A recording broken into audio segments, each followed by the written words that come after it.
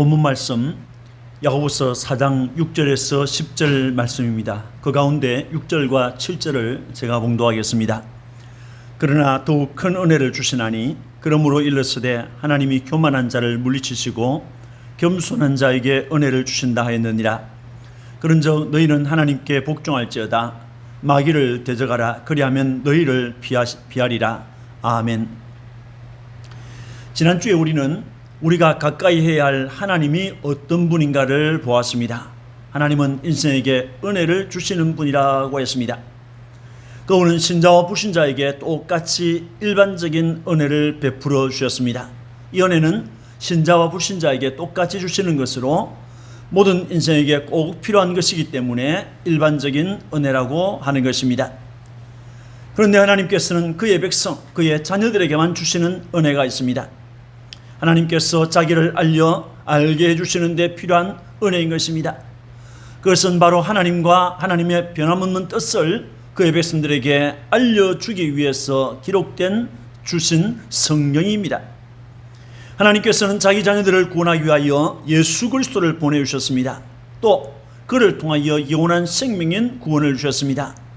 이러한 은혜들은 하나님의 자녀들만 받는 것이기 때문에 특별한 은혜라고 하는 것입니다. 이 은혜들 위에 덤으로 받는 은혜가 있습니다. 이를 야고보는 더욱 큰 은혜라고 했습니다. 이것은 하나님의 자녀들이 삶의 현장에서 날마다 덤으로 받는 은혜가 되겠습니다.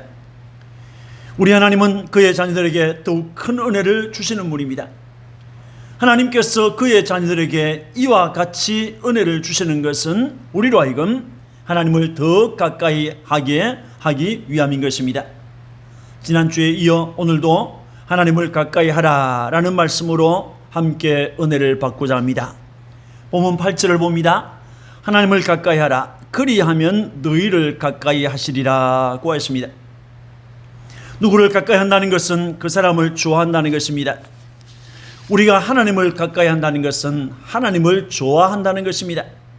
또 우리가 하나님을 가까이 하면 하나님께서도 우리를 가까이 하신다고 했습니다. 하나님을 가까이 하는 사람은 세상에서 어떻게 삽니까? 6절을 보면 그러므로 일렀으되 하나님이 교만한 자를 물리치시고 겸손한 자에게 은혜를 주신다 하였느니라고 했습니다. 하나님을 가까이 하는 사람은 하나님을 인식하고 하나님을 의식하고 겸손하게 살아가는 것입니다. 본문에서 교만한 자라고 번역된 히페르파노스라고 하는 단어는 다른 사람 위에 자신을 올려놓는 사람을 말합니다. 아나무인이라는 말이 있죠. 이것은 눈 아래에 사람이 없다.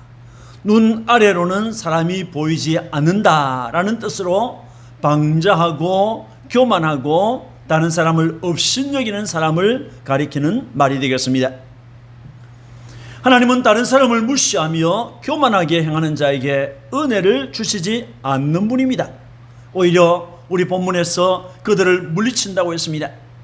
여기 물리친다라고 번역된 안티타수라고 하는 단어는 반대하여 서다, 즉 대적하다, 대항하다 등의 의미가 있는 단어인데 우리 본문에서는 물리친다라고 번역되었지만은 야고보서 5장 6절에서는 대항하다, 베드로전서 5장 5절에서는 대적하다라는 말로 번역되었습니다. 교만한 사람의 특징은 사람을 무시하는 것입니다. 사람들을 돌아볼 줄 모릅니다. 이들은 또 하나님을 무시하고 하나님까지 대적합니다. 하나님께서는 이런 사람을 대적하여 망하게 하시는 것입니다. 잠언 16장 5절에 무른 마음이 교만한 자를 여호와께서 미워하시나니, 교만한 자를 하나님은 미워하신다고 했습니다. 이사야 13장 11절에 내가 세상의 악과 악인의 죄를 벌하며 교만한 자의 오만을 끊으며 강포한 자의 그만을 낮출 것이라고 했습니다. 교만한 자를 하나님께서 꺾으신다고 했습니다. 예레미야 50장 31절에 주 만군의 여호와의 말씀이니라. 교만한 자여 보라, 내가 너를 대적하나니 너의 날 곧 내가 너를 벌할 때가 이르렀음이라고 했습니다. 교만한 자를 하나님께서 심판하시겠다고 말씀하신 것입니다. 하나님께서 교만한 자를 물리친다고 하는 것은 성경이 가르치는 진리입니다.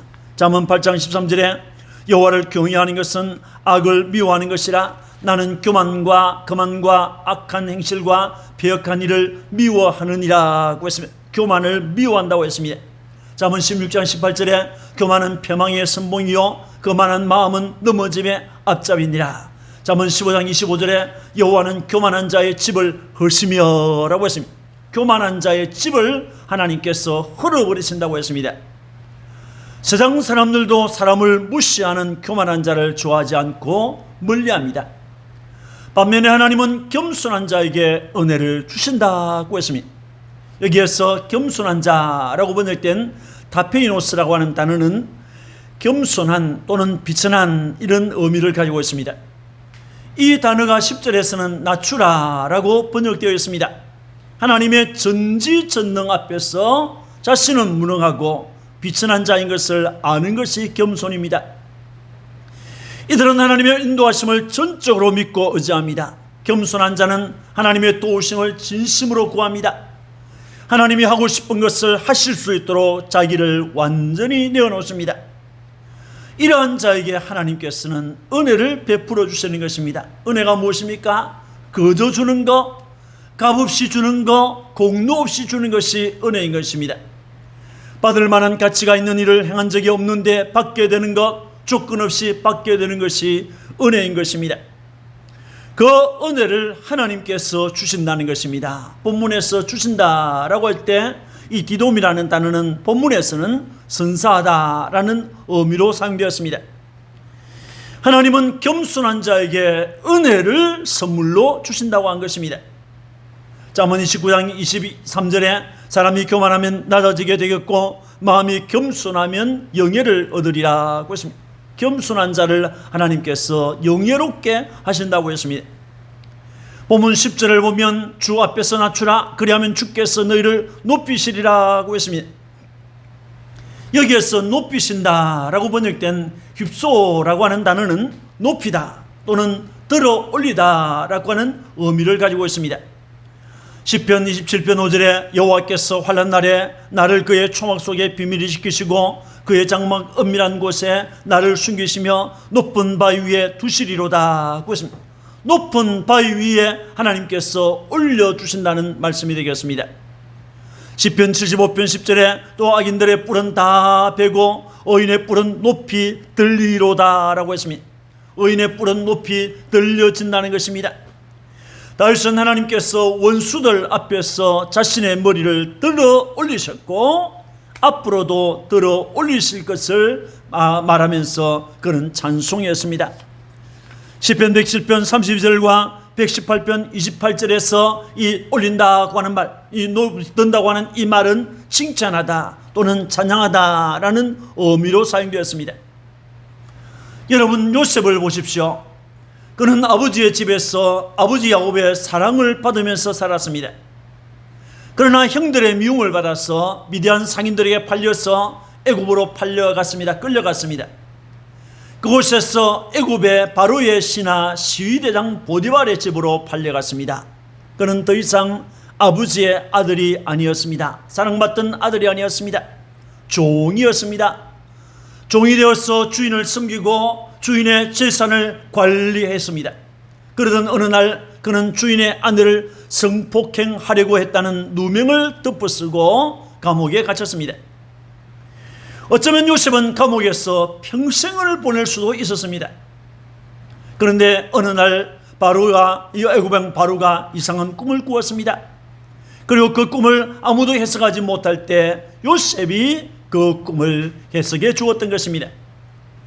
그 후에 그는 애굽의 총리가 되었습니다. 여러분, 이것은 요셉이 잘났어, 요셉이 지식이 있었어, 요셉이 지혜가 있었어 이렇게 된 것이 아닙니다.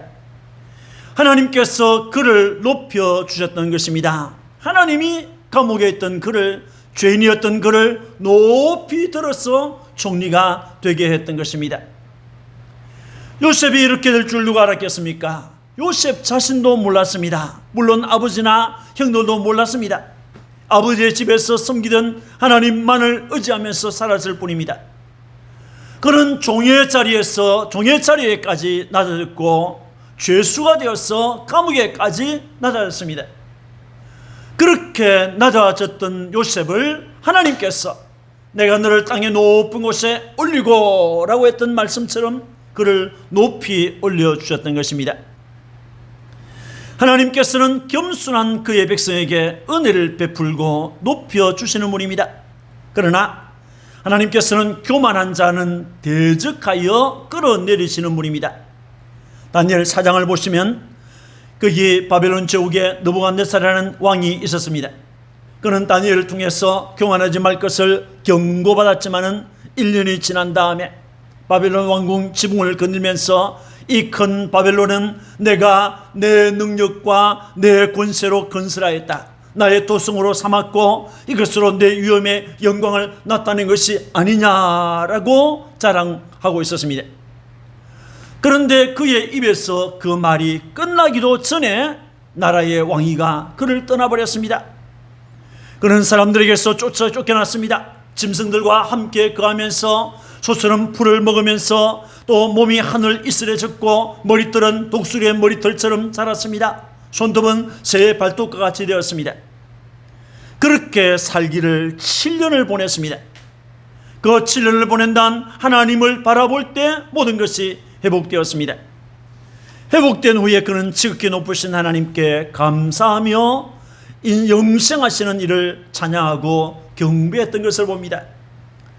여러분, 이렇게 교만하면 하나님께서 끌어내리신다. 교만하면 하나님께서 그를 물리치신다라는 것을 우리에게 보여주고 있습니다. 사회에서도 교만한 자, 마음이 거만한 자를 사람들은 미워하고 그 대신에 겸손한 자를 좋아하는 것을 우리는 알고 있습니다. 부와 성공을 부르는 12가지 원칙이라는 책이 있습니다. 이 책의 저자 게리 바이너츠이라는 분은 여러 가지 직함을 가진 소위 성공한 사람입니다. 이분은 이 책에서 이런 말을 하고 있습니다. 나는 내가 이 거대한 우주에서 얼마나 작고 하찮은 존재인지 늘 잊지 않으려고 노력한다. 아무리 많은 칭송이 쏟아져도 내가 남보다 더 특별하다거나 우월한 사람이라고 생각하지 않는다. 만약 당신이 사람들로부터 늘 긍정적인 평판을 얻고 존경받고 싶다면 겸손은 필수적이다 라고 했습니다. 실제로 겸손과는 거리가 멀고 자기만 잘난 줄 알고 그만을 떠는 사람은 크게 되고 잘 되는 것을 우리는 가끔 보게 되지만은 그러나 우리의 감정은 씁쓸합니다. 정말 기쁜 마음으로 그를 축하하지는 않는 것입니다. 교만은 자기를 망하게 하는 지름길입니다. 교만하면 하나님이 버리십니다. 그러나 겸손하면 하나님께서 가까이 하신다고 했습니다. 두 번째, 하나님만을 높이면서 복종하는 사람입니다. 7절에 그런저 너희는 하나님께 복종할지어다 라고 했습니다. 여기에서 복종이라고 번역된 휘포타소라고 하는 단어는 아래에 세우다 또는 아래에 두다 라고 하는 의미가 있는 단어가 되겠습니다. 자신이 다른 사람보다 더 낮은 자리에 있다고 생각할 때 순종과 복종이 나올 수 있는 것입니다. 이제는 누구나 하나님 앞에서 낮아질 수밖에 없습니다. 자신의 생각은 도무지 하나님의 생각에 미치지 못한다고 생각할 때 우리는 하나님께 순종하고 복종하게 되는 것입니다. 하나님 앞에서 자기의 생각을 주장하지 않을 때 순종과 복종이 나옵니다. 자신을 하나님보다 위에 두는 사람, 우선순위를 하나님께 두지 않고 자기에게 두는 사람은 절대로 하나님께 순종하지 않습니다. 이스라엘 왕 사울이 망한 이유를 아십니까? 여러 가지 이유가 있겠지만 가장 큰 이유는 하나님께 대한 불순종이었습니다. 하나님께서 어느 날 아말렉과의 전쟁에서 아말렉의 모든 것을 진멸하라고 사울에게 명령하셨습니다. 이유는 출애굽하는 이스라엘의 가나안 행군을 아말렉이 막고 괴롭혔기 때문이었습니다. 이 명령을 받은 사울은 군대를 점검하고 아말렉과 싸웠습니다. 그런데 싸우는 중에, 진멸하는 중에 사무엘상 15장 9절을 보면 사울과 백성이 아각과 그의 양과 소의 가장 좋은 것 또는 기름진 것과 어린 양과 모든 좋은 것을 남기고 진멸하기를 즐겨하지 아니하고 가치 없고 하찮은 것은 진멸했다고 했습니다. 좋은 것들은 다 남겼다고 했습니다. 하나님은 다 진멸하라고 했는데 가치 없는 것들만 진멸했다고 했습니다. 이 일이 쓴 다음에 전장에 왔던 사무엘은 사울에게 가만히 계시옵소서. 간밤에 여호와께서 내게 이르신 것을 왕에게 말하리이다 라고 하면서 하나님께서 하신 말씀을 전했습니다. 왕이 스스로 작게 여길 그때에 이스라엘 지파의 머리가 되지 아니하셨나이까? 여호와께서 왕에게 기름을 부어 이스라엘 왕을 삼으시고 또 여호와께서 왕의 길로 보내시며 이르시기를 가서 죄인 아말렉 사람을 진멸하되 다 없어지기까지 치라고 했습니다. 그런데 왕은 여호와의 목소리를 청종하지 아니하고 탈취하기에만 급하여 여호와께서 악하게 여기시는 일을 행하였나이까? 라고 했습니다. 그때 사울은 대답하기를 나는 실로 여호와의 목소리를 청종했습니다. 여호와께서 보내신 길로 가서 아말렉 왕 아각을 끌어왔고 아말렉 사람들을 진멸하였습니다. 라고 했습니다. 사울은 자기가 하나님의 목소리를 청종했다고 했지만은 사무엘은 당신은 하나님의 말씀을 청종하지 아니하였습니다. 라고 했습니다. 이어 사무엘 선자는 사무엘상 15장 22절 23절에서 여호와께서 번제와 다른 제사를 그의 목소리를 청종하는 것을 좋아하심같이 좋아하시겠나이까? 순종이 제사보다 낫고 듣는 것이 순양의 기름보다 나으니 이는 거여하는 것은 점치는 죄와 같고 완고한 것은 자신 우상에게 절하는 죄와 같음이라. 왕이 여호와의 말씀을 버렸으므로 여호와께서도 왕을 버려 왕이 되지 못하게 하셨나이다 라고 하였습니다.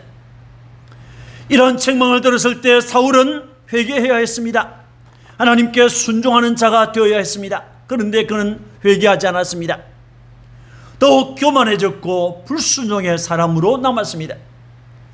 이러한 사울을 하나님께서는 끝내 버리고 말았습니다. 그 결과 그는 망하고 말았습니다. 순종이나 복종은 철저하게 하나님만을 높이면서 자기를 낮추는 자만이 할 수 있는 것입니다. 하나님은 당신의 백성들에게 순종하고 복종할 것을 요구하시는 분입니다. 출애굽기 23장 22절에 내가 그의 목소리를 잘 청종하고 내 모든 말대로 행하면 내가 내 원수에게 원수가 되고 내 대적에게 대적이 될지라고 했습니다. 하나님께서 순종하는 자를 위해서 그들의 대적에게 대해서 대적이 되고 원수에 대해서 원수가 되겠다고 했습니다. 신명기 30장 20절에 내 하나님 여호와를 사랑하고 그의 말씀을 청종하며 하나님의 말씀을 청종하라고 했습니다. 또 그를 의지하라. 그는 내 생명이요 내 장수이시니 여호와께서 내 조상 아브라함과 이삭과 야곱에게 주리라고 맹세하신 땅에 내가 거주하리라고 했습니다. 순종하는 자, 청종하는 자에게 하나님께서 가나안을 주시겠다고 약속했습니다. 에베소서 5장 23절 24절을 보면 바울은 그리스도인의 부부관계를 말하면서 이는 남편이 아내의 머리됨이 그리스도께서 교회의 머리됨과 같음이니 그가 바로 몸의 구주시라. 그러므로 교회가 그리스도에게 하듯이라고 했습니다. 교회가 그리스도에게 복종하는 것은 너무나도 당연한 일입니다. 베드로전서 2장 13절에 인간의 모든 제도를 주를 위하여 순종하되라고 했습니다. 하나님께 복종하는 것이 무엇입니까? 하나님께 순종하는 것이 무엇입니까? 하나님을 최고로 높이고 하나님을 그 삶의 최고 순위에 두고 하나님의 말씀을 내 인생을 위한 최고의 말씀으로 믿고 따르는 것이 순종이 되겠습니다. 노아를 보십시오. 방주를 만들려고 하는 하나님의 말씀을 들었습니다. 그때 그는 상식으로는 이해할 수 없는 일이었습니다. 그럼에도 그는 하나님을 믿음으로 순종했습니다. 그는 상식을 버렸습니다. 하나님을 믿었습니다. 하나님께 순종했습니다. 그래서 방주를 준비했습니다. 창세기 6장 22절에 노아가 그와 같이 하여 하나님이 자기에게 명하신 대로 다 준행하였더라. 하나님이 자기에게 명하신 대로 다 준행하였더라. 그 결과 그는 그 자신과 가족들을 홍수 심판에서 구원했습니다. 하나님께서 세상에 남기고자 했던 종류들, 이 짐승들을 다 보존할 수 있었습니다. 하나님께 순종하는 자가 은혜를 받는 것입니다. 하나님께 순종하는 것이 하나님께 가까이 나아가는 것입니다. 세 번째는 마귀를 대적하는 것이라고 했습니다.